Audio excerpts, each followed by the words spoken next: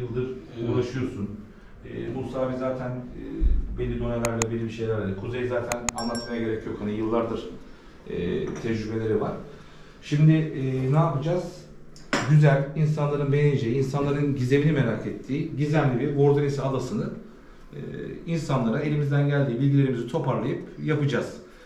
İstersen Kuzey şöyle yapalım. Bir yandan da seyircilerimiz de, izleyenlerimiz de şey yapsa. Vordonisya adasının hakkında bir ön bilgi verelim. Tabii ki. Öncelikle şöyle, ben hepinizin geldiği için, hepiniz burada bulunduğunuz için ayrıca teşekkür ediyorum. Bu bir ekip çalışması arkadaşlar. Yani sıradan basit bir projenin içinde değiliz. Öncelikle bunu hepimiz bilincine varmalıyız. Ciddi bir araştırma yapacağız ve sizler de zaten geceden hazırlandınız. Hepiniz alanınızda uzman insanlarsınız. Benim söylememe gerek yok. Şimdi burada dosyalarımız önümüzde, bunu detaylandıracağız burada. Ama bizi bilmeyenler için öncelikle bir Vordonisya adasından bahsedelim.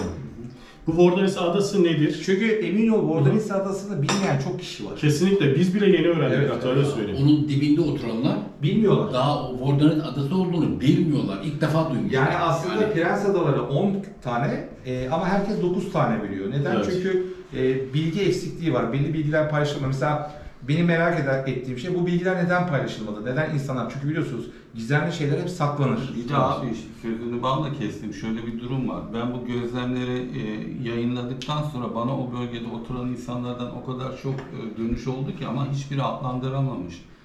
Garip ışıklar, garip cisimler gören o kadar çok var. Fazla Ben de onu çok duydum. Gökyüzüne bir anda açılan portal tarzında giriş çıkış kapıları görenler de var. Çok fazla ihbar geliyor bu konuyla ilgili. Peki Musa Bey, siz bu cismi bulduğunuzda hiç orada böyle bir değişik bir hava hissettiniz mi?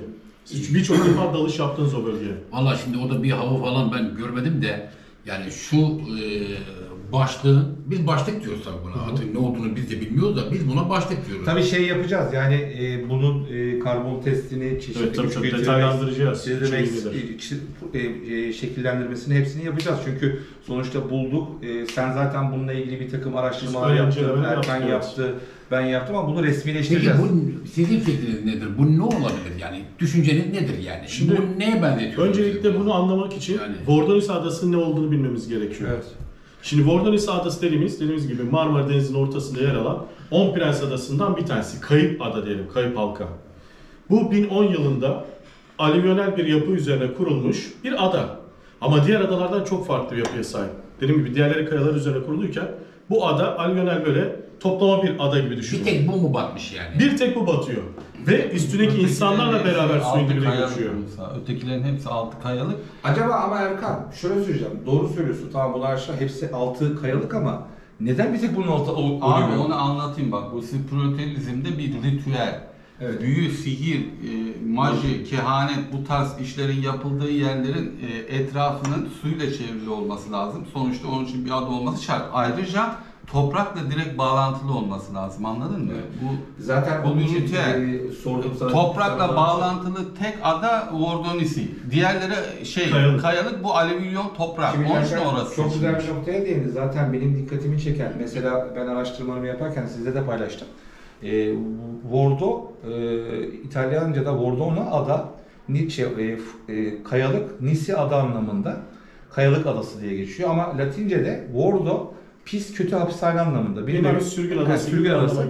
Benim araştırmalarımda bu adada o dönemde yani 900-800'lü yıllarda belli bir takım ritüellerin yapıldığı, kiliseler tarafından aforoz edilen din adamlarının tamamen dışlanması ve bu adalarda hapis edilmesi ve bu adalarda aslında bir nevi Harry Potter okulu vardır yani hepimizin bildiği. Ama abi orada sen doğru söylüyorsun da şöyle bir şey söyleyeyim. Şimdi bu Orta Çağ'da Cadı Avı başlamadan önceki dönemlerde şimdi burada oradaki din adamları bu iyileştirici, tedavi, şifacılık alanında çok maddi bir getiri olduğunu fark edince bu bahsettiğimiz kişiler zaten hepsi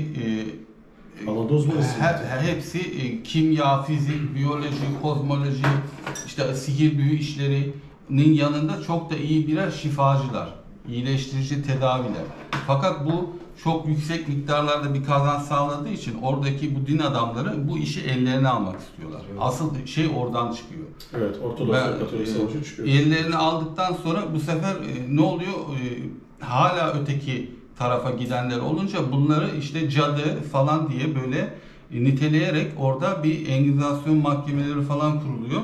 Bunlar orada işte Birçok da orada yargılanıyor, cezalandırılıyor falan. Onun için oradakiler kaçınca hepsi bu tarafa gelince onlar şeyden yararlanıyor benim anladığım kadarıyla. Çünkü o zaman Konstantinopolis Ortodoks. Evet. Avrupa'da katı Katolik kuralları var. Roma tarafından Fakat dışlanıyor. avantajları da Katoliklerle Ortodokslar arasında bir anlaşmazlık olduğundan dolayı hepsi onun için buraya geliyor. Evet. Ortodokslara sığınıyorlar. Bir nevi taraftar topluyor kendi aslında. Ya, Aynı çalışmaları işte Vordonis'le yapıyorlar.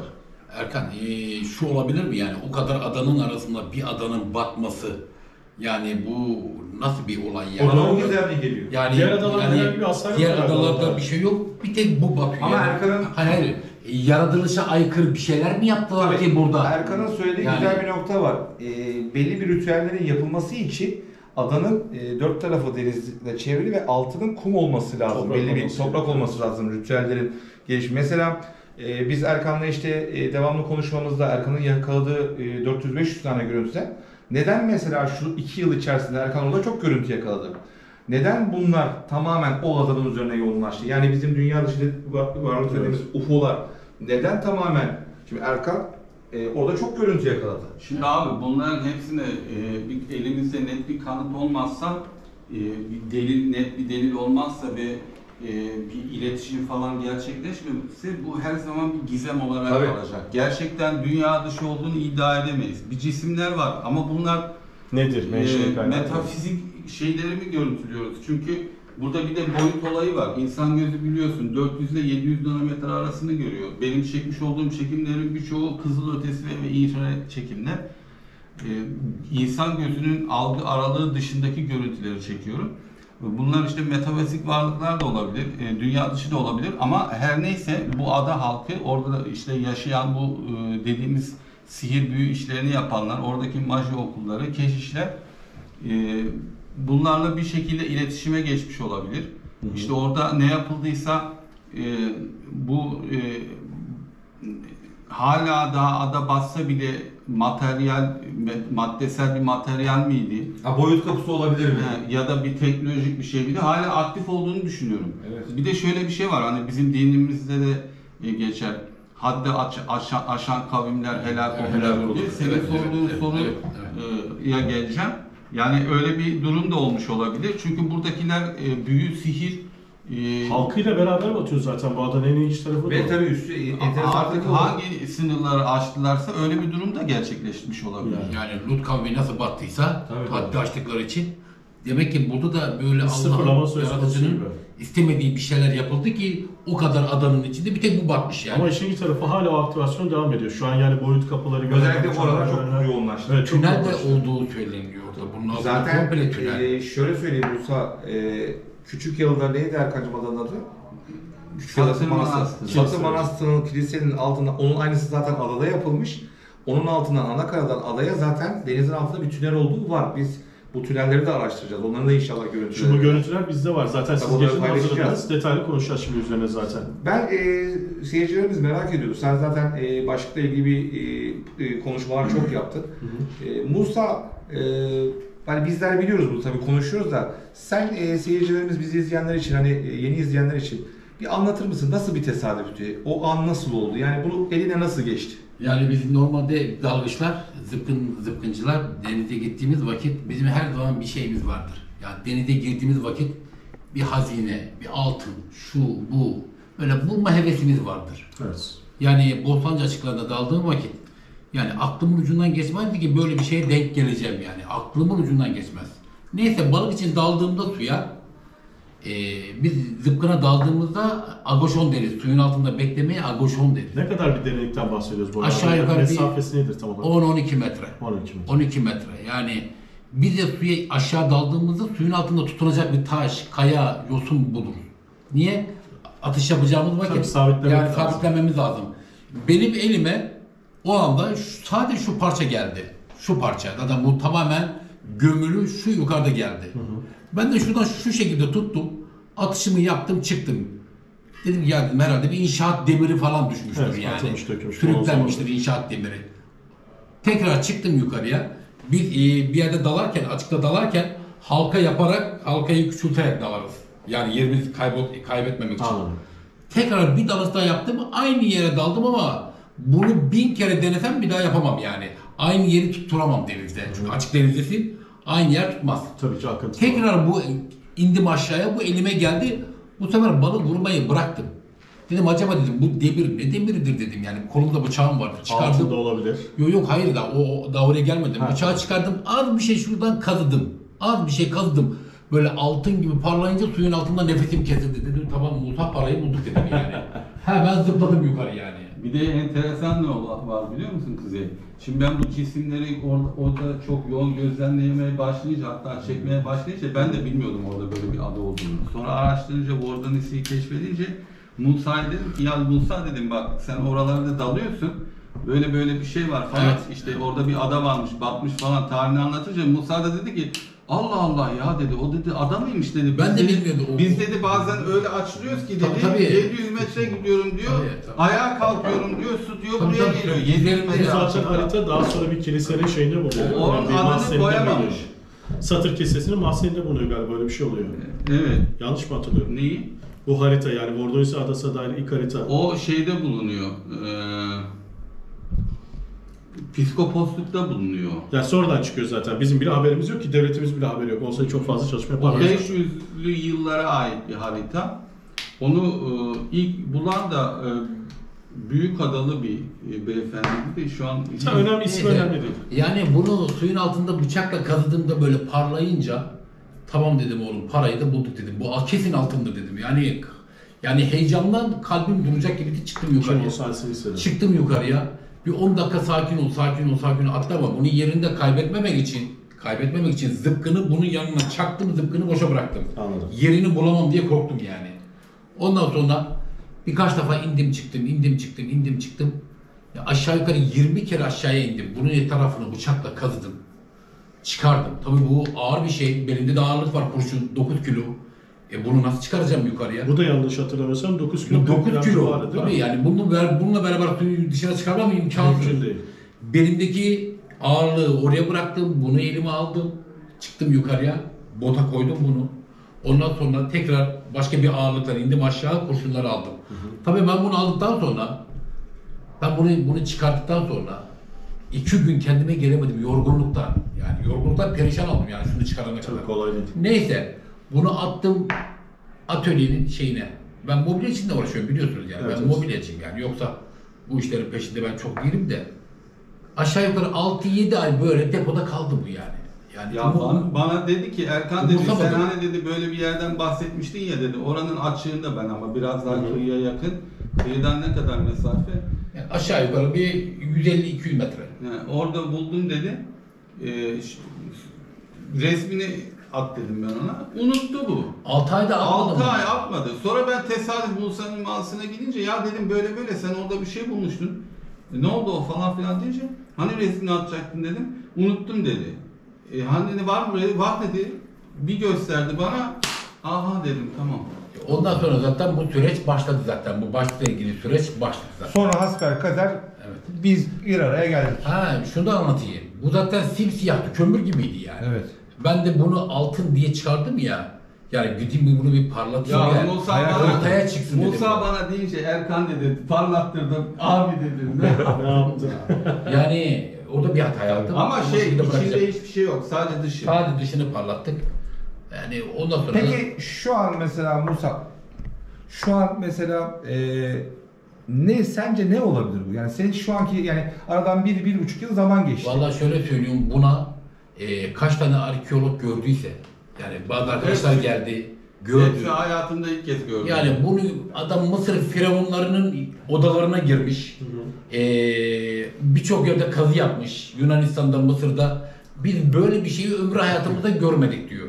Eşleştirme programına sokuyoruz bunu. Eşleştirme. Ona da bir şey daha var. Hiçbir şekilde bunu Hiç benzerine eşleştirmiyor. çıkmadı Eşleştirmiyor. Bunun altında mühür olması, işte yazı olması, arkasında bir insan külliyeti olması şu arka tarafında. Onu da sonradan bulduk. Tabii Onu siz külliyet zaten- olması. Kaç kişi inceledi mesela böyle bakıyorsun bak ben mesela Direkt göremiyorum. gözüküyor. Ben de Böyle fark ettim. görünüyor. Bir sene abi 300 kişi inceledi bunu baktı kimse görmedi. Sonra dedim ki ya bende cihaz var ya dedim bir gelin bir manyetik alanı var mı bir onu ölçeyim. Aynı zamanda bu biliyorsun hem ultraviyole hem infrared ışıkları algılayabiliyor. O şekilde bir çekimini yaptım. Her tarafında falan işte ondan sonra döndüm. Attım. Ama işte abi o kadar çok yoğun şeyle uğraşıyoruz ki o da baktım böyle geniş güzel bulamadım. Sonra bir gün benim bacanak geldi. Onunla beraber dur dedim sana resimleri göstereyim falan. O da sağ olsun Murat Ergün tekstil işiyle uğraşıyor. Resimlere bakarken bir dakika ya dedi. Ben görmüyorum ha. Bir dakika ya dedi. Ne oldu? Orada dedi surat var dedi. Lan nerede surat var? Bir baktım. İnfrared'in modunda, ultraviyole infrared modunda resmen bir 3 boyutlu bir insan silüeti gibi bir şey. Ama zaten burada baktığın zaman gözükmüyor. Onu şöyle çıplak gözle baktığımız zaman ben onun görüntülerini koyacağım. Ama bunu şeyde doğruluyor. Şimdi ben mesela çıplak gözle baktığım zaman göremiyorum. Gözükmüyor. Videosunu veya resmini çektiğim zaman görebiliyorum. Onunla ilgili görselleri zaten şu an seyircilerimiz görecek de. Öyle bir enteresan. Peki sizin görüşünüzü siz neye benzetiyorsunuz? Sen Yani neye benzetiyorsunuz? Bu ne olabilir Ya yani? biz bunu birçok arkeologla görüştük. Hiçbirisine tam net bir cevap alamadık açıkçası. Yalan değil. Şimdi biz sualtı bilimcilerle görüştük. Mağara araştırmacıları gladyatör başlığı mı diye sorduk tarihçilere. Hayırdır böyle bir gladyatör başlığı. Sualtı başlığımız. Zaten 9 kilo 40 gram ağırlığında bir başlık hani gladyatör için zaten ölüm demek. Yani onu kaldırıp Hani bir de bunun yarısı yok yani. Bir ateşli bir evet, şeyler. alt kısmı yok, çene kısmı yok. Ve detaylandırdığımız zaman çok fazla farklı şeyler çıkıyor yani açıklanamayan şeyler var. Artı üstündeki harfleri biz dil bilimcilere gönderdik, onlar da tam deşifre edemediler. Ne bir Arapça, ne bir Gril alfabesi, ne bir Yunan Ama abi alfabesi. şimdi bir de şöyle bir şey var. Gladyatör başlığı olması bana göre imkansız. Niye biliyor musun? Bunda altın alaşımı var. Yani o zamanki gladyatör başlıklarına niye altın alaşımı koysun? Tabii ki işte çok fazla soru işareti var. Ya bu kadar özenmez ki sen o dönemlerin başlıklarına baktıysan görmüşsündür. Yani bunun üstündeki desenler, mesenler içerisinde altın kullanılması bir kere 10 kilo gladyatör başlığı olmaz. Bazıları buna şey yazdı.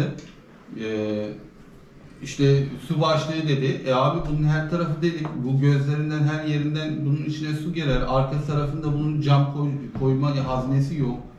Ondan Camı sonra tutacak bir şey yok. Lombozun penceresi veya ağzında monta yeri niye yok. mazgal var? Bunun mesela içinden hava geçen boru olduğunu söylemişler. Halbuki bunun içi Dolu, boş değil. Boş değil. Şeye de denk gelmesi değil mi? Epifiz bezine denk gelmesi. Aynen. Bezine denk Ben geliyor. bunu Bir de, gördüm bir de- de bunun içine bakarsan bak burası şey gibi aynı.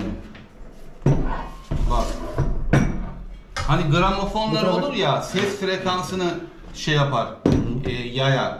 Sanki epifiz bezinde bak gramofon gibi burası böyle bir sanki epifiz bezine doğru orada bir enerjiyi almak için mi yoksa yaymak için mi ne için kullanıldığını bilmiyorum ama burası bu şekilde ve büyük ihtimal benim görüşüm büyük ihtimal bunun buradaki altın oranı daha fazla. Sen daha iyi biliyorsun zaten. Şimdi zaten Benim tahminim öyle. bununla ilgili bence şimdi gerekli testleri yaptıracağız zaten. Özellikle zaten Evet. yankı yapıyor ki biliyorsunuz Orta Çağ'da kiliselerde hem kötü ruhları kovmak için hem de bir takım varlıklara hitap edebilmek için başlıkların içine bu tarz özellikle ses versini bakır, kalay ve özellikle altın kullanılmış. Bu da çok enteresan bir şey. Siyi göstermiyor kesinlikle. Evet. Şimdi bunlarla ilgili zaten testleri yaptıracağız. Isı anında absorbe ediyor. Bütün metalle bir müddet elini dokundur. Evet. O ölçüm cihazıyla bak o ısı orada bir müddet kalıyor. Ama buna elini çeker çekmez Isıyı emiyor. ısıda kayboluyor. Bir de şu o da mantıklı. Belki şununla alakalıdır Erkan. Yani şimdi düşün ki bütün kadırgaların başında bunlardan var. Belki yüzlerce kadırganın başında bunlardan var. Misal. Yani Bilgi Ama var. görsel korku olsun diye Evet. belki olmuş olabilir yani. Ama Ya karşı tarafa- şunu bence ciddiye almıyorum. Çünkü şimdi videolarımızda hepimiz biliyoruz. Ben mesela benim videolarımda atıyorum bir tane ağaç görüyorum ama 20 kişi o ağacı farklı bir yorumluyor. Evet. Yani biz yorumlardan ziyade tabii ki yorumları ciddiye alacağız ama Tabii yönlendirme yani, yapmıyoruz kendimiz. bizim bence hani yapmamız gereken en doğru şey öncelikle bunun kaç bin yıllık olduğunu, Karbon testi. gerçek mi, karbon testini yapıp içindeki maddelerin analizini ettirtip bunun gerçekliğini ispatlamamız lazım. Evet. O zaman öncelikle şöyle yapalım. Hepimiz zaten araştırmalarımızı yaptık. Önce Vordonis'i adasını bir görelim. Abi son bir şey söylemek Tabii. istiyorum. Bak bu da çok önemli. Hani Alina Hazim hanımefendi Alina Hazim, evet. bunun bir melez reptilyen insan melezi bir varlığı zapt etmek için kullanıldığını düşünüyor. Ama buna mesela domuz başlığı, hayvan başlığı diyenler de oldu. Farz edelim ki öyle bir şey mümkün değil de şimdi bütün ihtimalleri ele almamız lazım. Şimdi hayvanın çevreye zarar vermemesi için buraya mazgal koydun, bu mazgalları, tamam mı? Senin amacın bunu taktığın hayvanın etrafa zarar vermesini önlemekse, abi o zaman bunu niye koydun? Sağa sola kafasını çevirirken bununla da sana zarar verir.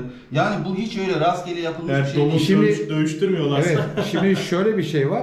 Şunu söyleyeyim. Şimdi herkesin farklı yorumları olacaktır. Herkes mesela bu videoyu izleyenler bile farklı kendince yorum yapacaklardır. Biz yorumlardan ziyade bunun önce ne olduğunu anlamamız lazım. Bunu anlamamızın tek yolu var. Bu acaba birisinin yapıp bir filmde kullandığı bir sahte bir nesne denize mi attı? Evet. Veya 2-3 bin yıl evvel kullanılan bir materyal miydi? Veya dünya dışı bir varlığın kullandığı mı? Bunu anlamamızın çünkü herkes, senin yorumun farklı, onun yorumu farklı, hepimizin yorumu farklı oluyor. Tabii, yani buna tencere tava diyen de çıkıyor, çaydanlık diyen de çıkıyor. Şimdi zaten bizim şöyle bir şey var. Bordonis Adası başlı başına bir gizem zaten. Doğru mu Kuzey? Yani bu bir gizem. Kesinlikle. Biz bu yola niye çıktık? Bu yolda çözmek için. sonuçta bu doğru veya gerçek. Bunu zaten ispatlayacağız. Belgeleriyle sunacağız.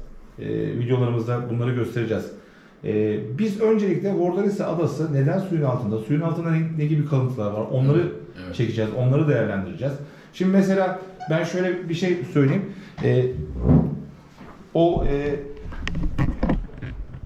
Şunu mesela benim de yorumumu düşündüğünüz zaman ben mesela bunu iki türlü düşünüyorum. Ya birisi bunu bir çekim için yaptı, suya attı.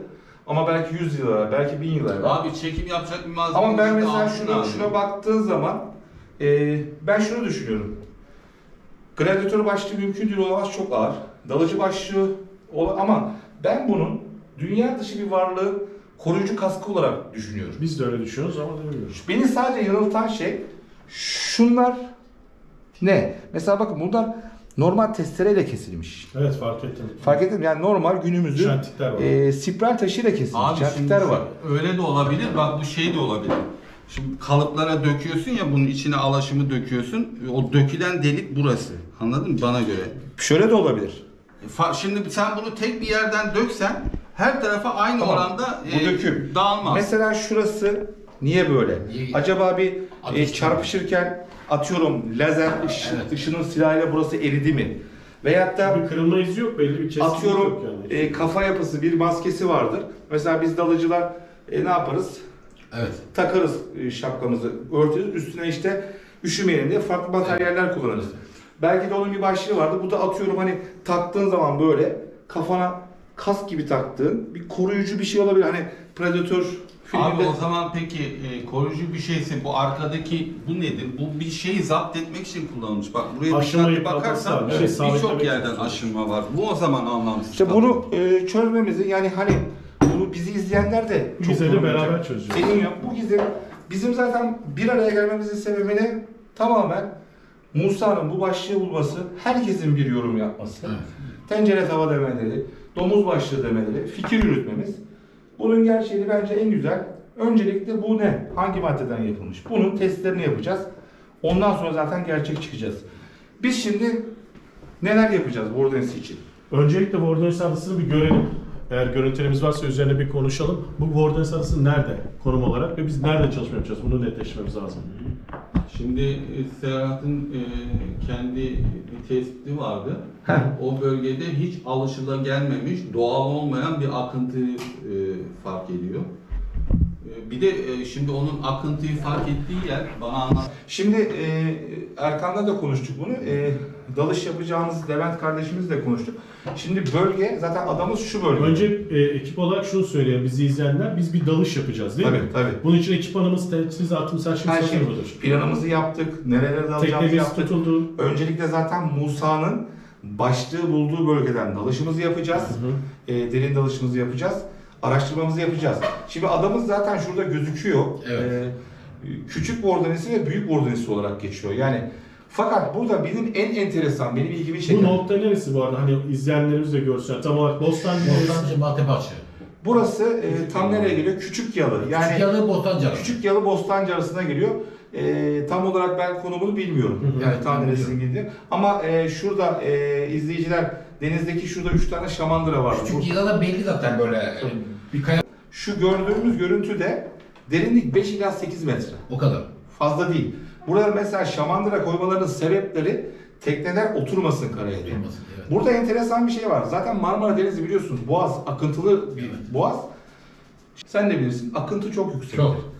Bundan 2,5 yıl evvel 2 tane dalgıç arkadaş, O akıntıyı bir boğazda gördüm, bir de burada gördüm. 2 tane dalgıç arkadaş şu noktadan dalış yapıyorlar. Şu noktadan dalış yapıyorlar. Daldıkları zaman yaklaşık 17 metre. Şuranın derinliği tahmin ediyorum 35-40 metre civarında. Çok değil, çok değil. Çok da yani 30 metreyi bulmaz. Buradan dalıp Heybeli Dal'ın kıyısına çıkıyorlar. O kadar akıntı. O kadar enteresan tarafı dediğim gibi dalgıç arkadaşlar giriyor. Şimdi mesela şuradaki manastırdan şunun altında zaten rivayet edilene göre suyun altından bir tünel olduğu söyleniyor. Aynı buradaki manastırın da aynısının birebir kopyası bu Büyük Bordonisa'da olduğu belli, biliniyor. Tarihçiler yazmışlar. Ama tabii enteresan olan şey şu bölgede bakın şu aradaki yani sahile 1 kilometrelik bölgede 700 metre. 700 metre şimdi. Aşağı yukarı. Aşağı yukarı küçük Bordonis ile Evet. şey arasında aşırı bir akıntı var. Şimdi biz öncelikle bu ada battı, evet. Depremle battı, şununla battı, bununla battı. Bir kalıntı bulacağız. Birkaç dalış yapılmış, birkaç üniversite dalış yapmış. Ama gözle görülen bir şey yok. Çünkü neden? 5 metre, 8 metre. Sen orada kaç defa daldın Musa? Çok daldım. Çok daldım. İşte bunu buldun ama herhangi bir kalıntı bulamadın. Yok. Benim şimdi Kuzey'e sormak istediğim şunlar var. Erkan'la Kuzey'e şunu Peki abi soracağım. onu sormadan ben sana bir şey söyleyeyim. Şimdi sen o akıntının olduğu yerde huylanıyorsun. Oradan Oraya bir huylanıyorum. Dalış yapacaksın. Şimdi nasip olursa planımız yani hepimizin planladığı burada önce şu Musa'nın daldığı yerde 5 ila 8 metre derinlikte bu objeyi bulduğu yerde bir araştırma dalış Oraya yapıp bakılacak. buraya da çeşitli tedbirlerimizi alıp İşte ben de onu soracağım. Orada o kadar güçlü Heybeli adadan çıkartan bir akıntı varsa orada işte nasıl artık bir önlem ip almak bağlayacağız, bir istiyorsun? şey bağlayacağız. Onu Levent'le kaptan. Onu ayarlarız. Onu ayarlayacağız Ama ya. durgun bir havada natın düşük olur. Tabii zaten şu an şeye Bir de bekliyoruz. benim aklıma ne geliyor Kuzey biliyor musun? Orada bir akıntı varsa artık acaba orada girilmesi istenmeyen, görülmesi istenmeyen bir şeyler Zaten- var. Yani enerji onu Ya bırakmışlar orada orada bana zaten. Serhat dedi ki bu akıntının burada olması doğal değil dedi. ya. Zaten Ya ben kıyıya öyle yakın düşünüyorum. ya. Kıyıya yakın bir noktada bu kadar Şimdi akıntı 700 yok. metre bak Musa daldığı için biliyor. Ama çok enteresan, hakikaten enteresan. Yani burada öyle bir akıntı Mesela olması şurada da var akıntı. Evet adaların etrafında da akıntı var. var. İşte Boğaz'da da çok büyük. Marmara Denizi zaten gizli akıntılar şey. Boğaz okey. Evet. Ama 700 metrelik açıda çok akıntı var. Zaten olay nereden patlıyor? Benim şahsi fikrim. Gizem. İşte bu gizemi inşallah buraya daldığımızda tüneli buluruz. İnşallah güzel görüntüler yakalarız. Benim burada ilgimi çeken Kuzey, sana şunu sormak istiyorum. Bu zaten gizemli bir ada. Biz zaten Bordonis'i adasını bu yüzden girdik. Neden Erkan'ın çektiği görüntüler? Erkan 1,5-2 yıldır uğraşıyor. Ciddi de görüntüler aldı. Yani bu görüntülerin de birçoğu UFO Hunter Erkan Sevimli kanalından izleyebilir izleyicilerimiz. Hepsini de analiz edebilirler. Neden son zamanlarda bu adanın üzerine yöneldiler? Abi Anlatır şimdi mısın? bak, Veya şimdi sen bak. Erkan'cığım anlat. Musa'nın başlığı bulduğu bölge bakılacak. Akıntının olduğu, Serhat'ın tespit ettiği yer bende de çok şüphe uyandırdı. Oraya da bakılacak ama ben şimdi bu ada civarında zaten birçok görüntü çektim ama en son çektiğim bir görüntü var. O beni bayağı bir dehşete düşürdü. Görüntü Full HD kamerada ve dürbünle ve çıplak gözle asla görünmüyor. Ben bunu hem Full HD ile hem Narshot ile hem Sionex ile çekerken telefonla da aynı zamanda eş zamanlı hepsini orada delillendirdim. Bu görünen cisim veya ışık her neyse gözle ve normal HD kamerada çıkmıyordu. Narshot'te Kuzey sadece küre olarak gözüküyor. Şu olduğum cismi Narshot'la çektiğim zaman sadece küre olarak görüldü. Tabi insan gözü 400 ile 700 nanometre arasını algılayabiliyor. Sen bunu kızılötesi girdiğin zaman 700 nanometre üstü. Evet. Ama bir de bunun 400 nanometre altı da ultraviyole. Benim tahminime göre o görüntülediğim cisim Narshot'te sadece küre olarak gözüktü. Zaten gözle, dürbünle, full eşiyle hiç çıkmadı ama bu Sionex'in bir farkı var. Bu şimdi ülkemizde yok, pek de bilinmiyor ama bu UFO gözlemleriyle ulaşanlar yurt dışında en çok kullandıkları cihaz bu. Sionex isminde. Bu işte dedim ya Narshot 700 üstü ama bu 406 ultraviyolları da algılayabiliyor. Narshot'ta küre olarak gördüğüm cismin altında Vordonis adasına doğru bir ışık hüzmesi yaydığını ben Sionex'te görüntüledim. Zaten şu an izleyenler sağ üst köşede de Erkan'ın çektiği görüntüleri görüyor olacaklar. Yani orada sadece küre olarak gözüktü ama meğerse o küre aşağıya doğru bir hüzme yayıyormuş. Az önce dedik ya hani Serhat'ın tespit ettiği bölgeyi inceleyeceğiz. Başlığın bulunduğu bölgeyi inceleyeceğiz. O diğer deminki haritaya gelirsen ben o kürenin gözüktüğü yeri gösterecektim. Buradan gözüküyormuş şu haritada. Yok bunda göremeyiz. Bir öncekine Bu gelmem eski lazım. Osmanlı döneminin. Kınalı adayı gördüğümüz şey lazım. Diğer görüntüye geçiyoruz o zaman. Yani Serhat. Bu şu mu? He. Büyütebilirsen bak. Şimdi sen dedin ki akıntının oraya bakacağız. Bu bir elde var 1. Tamam. Başlığın çıktığı yere bakacağız. Elde var 2. Çok özür dilerim. Abi orada ne vardı Musa, da o küre? Buradan gösterebilir misin? Nerede tam hani tam olarak, olmasa bile. Tam olarak O küre ne vardı da tam oraya ışık yayıyordu? Serhat bu çok önemli. Tabii. Oraya da bakmamız lazım. Bak o benim inceledim. Tahminime göre benim evimin açısından falan ben buna çok baktım. Şuralar. Değil mi? Şuralar. O kürenin aşağıya ışık yüzmesi yaydığı yer buralar. Bak şu hizayı düşün. Bu bölgeyi de ben diyorum inceleyelim. Musa peki sen 3 aşağı 5 yukarı hani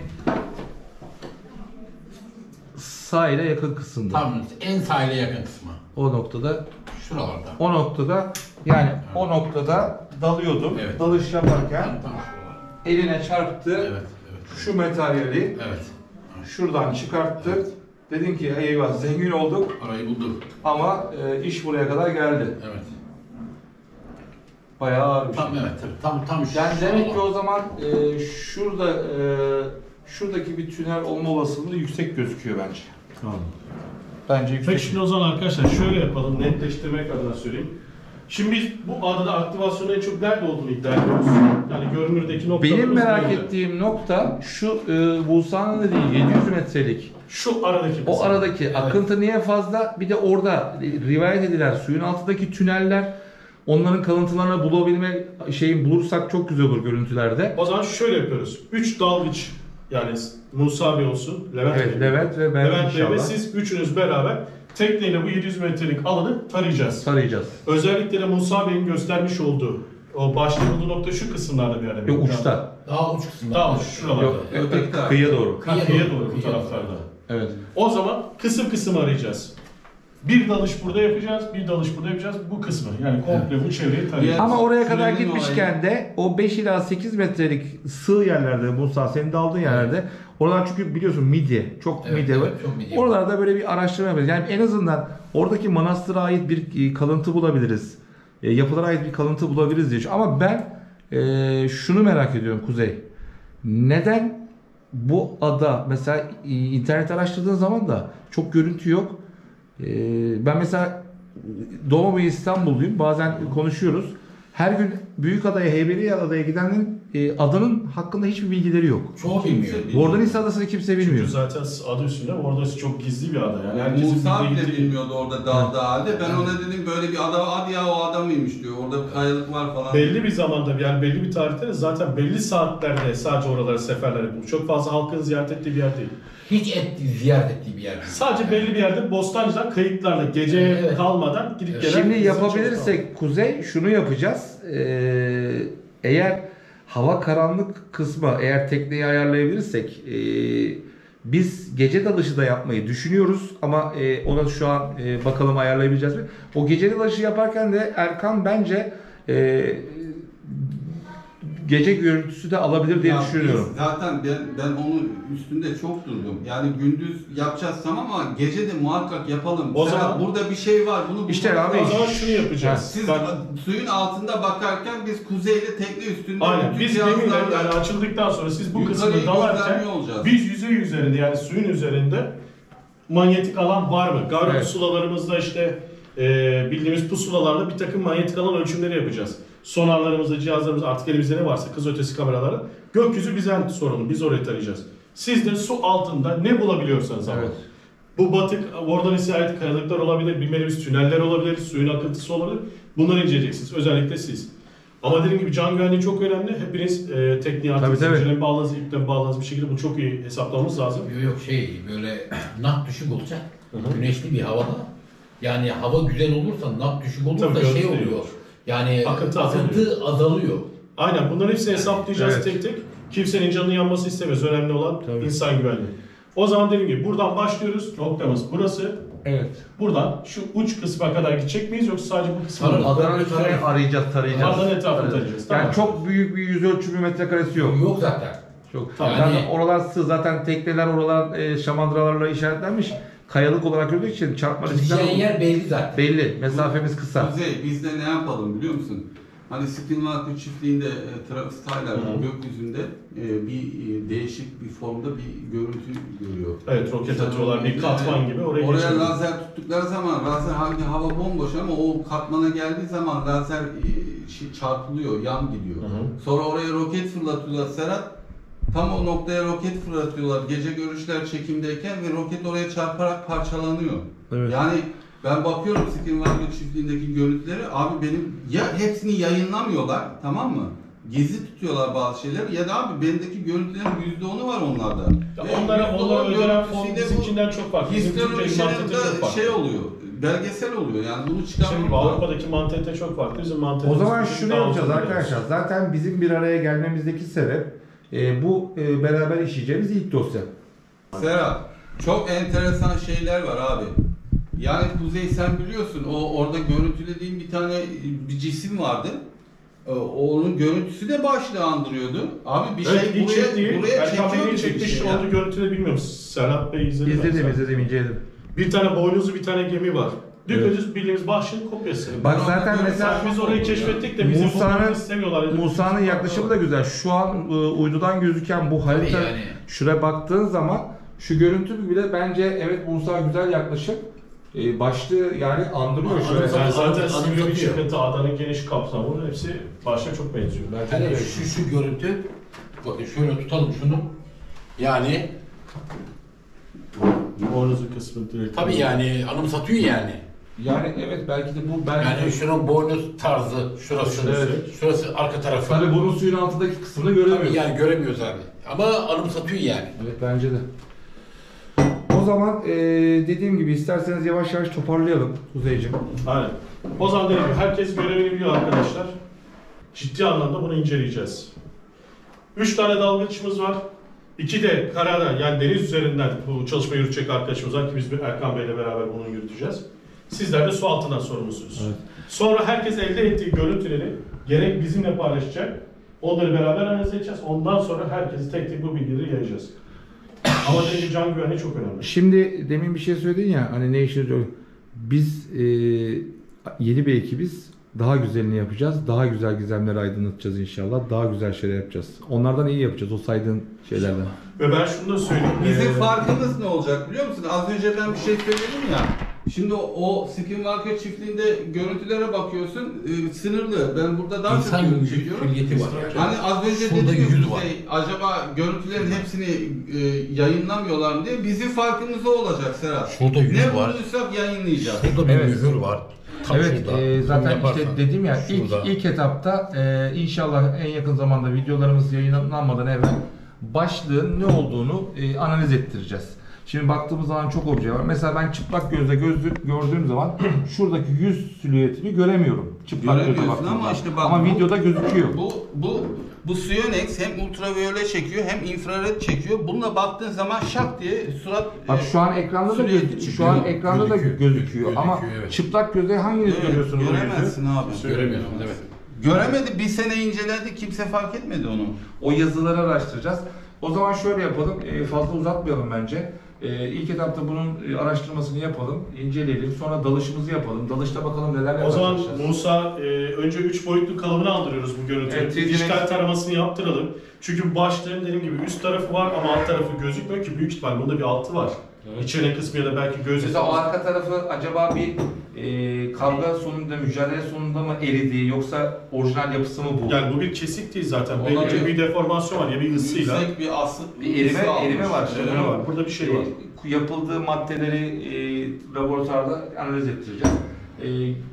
Her şeyden önce Bordanisa Adası'nın gizemini şu an Erkan, Kuzey, Musa, ben, Taner Ertürkler, Cem Levent, Çorapçı. Cem Çorapçı hepimiz bilgilerimizi birleştirip güzel bir araştırma yapacağız. Bunu güzel bir dosya haline Gerekli getirmemiz lazım. izinleri aldınız Serap.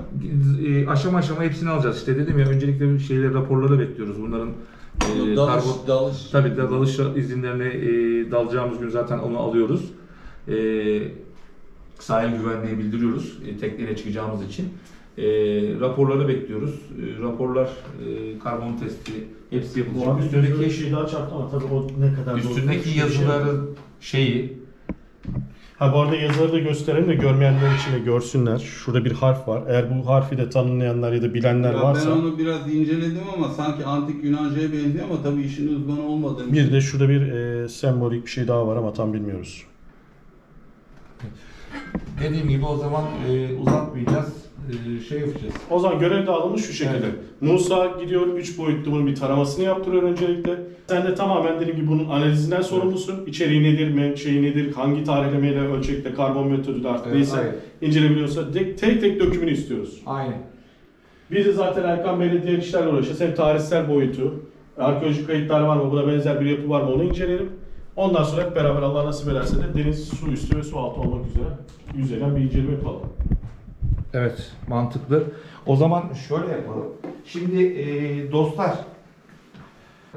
dosyamızı açıyoruz. Dosyamız, ilk dosyamız Kuzey, Erkan, Musa, Taner, Cem, Levent, daha sonra grubumuza katılacak. İlk dosyamızı açıyoruz. Dilimiz döndüğünce size bir şeyler anlatmaya çalıştık. Şimdi şu an İstanbul'da hava yağışlı, görüntü, deniz görüntüsü şey. Önümüzdeki hafta dalışa geçeceğiz. Dalış görüntüleriyle inşallah güzel şeyler yakalayacağız. Dediğim gibi inşallah Güzel. emeğimiz, Hakkımız zahmetimiz hayırlı. rahmetine düşecek. Ama biz bu dosyayla başlayacağız. İnşallah bu ekip bozulmadan daha da güzel dosyalarla. Amacımız zaten şu. Hepimizin Kuzey dilinde yıllardır araştırdığı konular, Erkan'ın konusu. Hepsi belli. Gizem. Hepsinde bir gizem var. Bu gizemleri nasıl aydınlatabiliriz? Neler yapabiliriz? El birliğiyle inşallah güzel videolar çıkartacağız. Bizim farkımız şu olacak Serap. Bugüne kadar hep klişe, alışılagelmiş, binlerce tekrarı yapılmış şeyler olmayacak. Biz anlık şu anda neler oluyor onları anlatacağız. Dediğim gibi şöyle yapalım. Çok Ve hepsi kendi çekimimiz, kendi Evet. görüntülerimiz olacak. dediğim gibi Hepsi orijinal olacak. bütün görüntü- Hiçbir şey saklamayacağız. Evet. Bütün görüntüleri arkadaşlar analiz ettirebileceksiniz. Zaten belli belgelerle hepsini koyacağız videolarımıza. 4-5 senelik bir belgesel olacak. Açıklamalı. İnşallah beğeneceksiniz. İnşallah güzel yorumlar yapacaksınız. Emeklerimizi taşlandıracaksınız. Dediğim gibi grubu oluşturduk. İlk dosyamızı önümüze aldık. Şimdilik Ziyaretçiler kanalının kalitesiyle, Ziyaretçiler kanalının sloganı varsa var yoksa yokla hep beraber bir yola çıktık. İlerleyen günlerde inşallah daha güzel dosyalar açacağız. İnşallah daha güzel yerlere geleceğiz. Kuzey, Erkan, Musa beraber Türkiye'deki, İstanbul'da benim, Türkiye'deki gizemleri araştıracağız. Bakalım dalışta nelerle karşılaşacağız. Hiçbir şey göründüğü gibi değil ama her şey anlattığımız gibi. The truth is out there, yani gerçek orada bir yerde. İnşallah biz de o gerçeğin olduğu yerde olacağız. O zaman arkadaşlar varsa var, varsa var yoksa yok. Gizemleri aydınlatacağız. Kurgusuz, yalansız, kimsenin hakkını yemeden, kimseyi kötülemeden çeşitli dosyaları araştıracağız. Videoları beğenmeyi unutmayın lütfen. Devam ediyoruz. Şimdi nereye gidiyoruz? Dalmaya. Vallahi